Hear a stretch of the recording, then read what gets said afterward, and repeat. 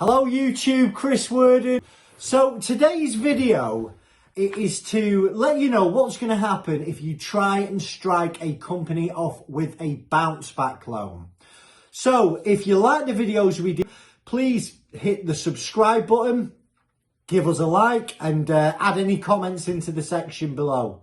So there is advice out there currently that says if you cannot afford to repay your bounce back loan, why don't you try and strike the company off?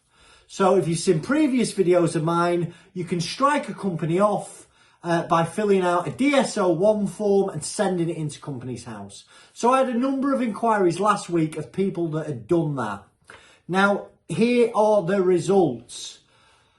Companies House are now sending out letters to people who have tried to do this, threatening them with legal action.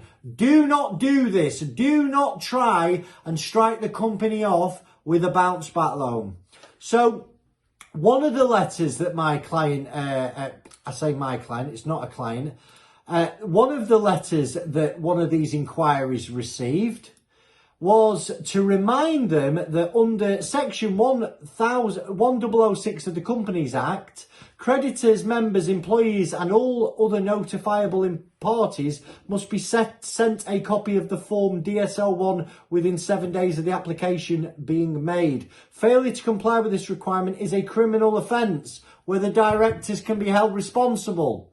So nobody wants to be committing criminal offences right now, do they? So what happened with this chap is he tried to strike the company off. The bankers, well, we assume the bank has gone, no, that company owes us a bounce back loan. So Companies House have then sent a threatening letter to this client. And now Companies House are asking for information within 14 days of this letter. If no reply is received, the case may be referred to our legal advisors to consider enforcement action. Okay, so don't try and strike the company off if you're taking a bounce back loan.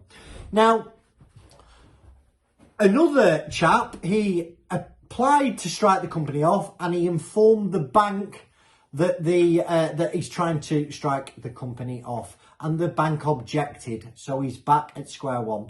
Listen, if you cannot afford to pay your bounce back loan back and you want to close the company, you need to find an insolvency practitioner and enter something called a creditors voluntary liquidation. Now, if you've got no money to pay for that, why don't you check whether you can claim redundancy?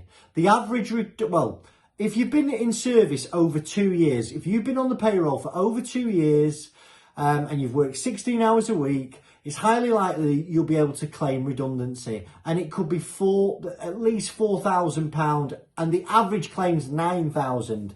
It gives you more than enough money to pay for an insolvency practitioner, and if you spent the bounce back loan on what you should have spent it on, then the bounce back loan will go into the liquidation, your company will be closed and you can get on with your life. If you don't have any funds or any assets to pay for a liquidation, my advice is to speak to the bank. Tell them the struggles that you're facing, and they may ultimately decide to put you into compulsory liquidation. Compulsory liquidation is something I would suggest people avoid like the plague.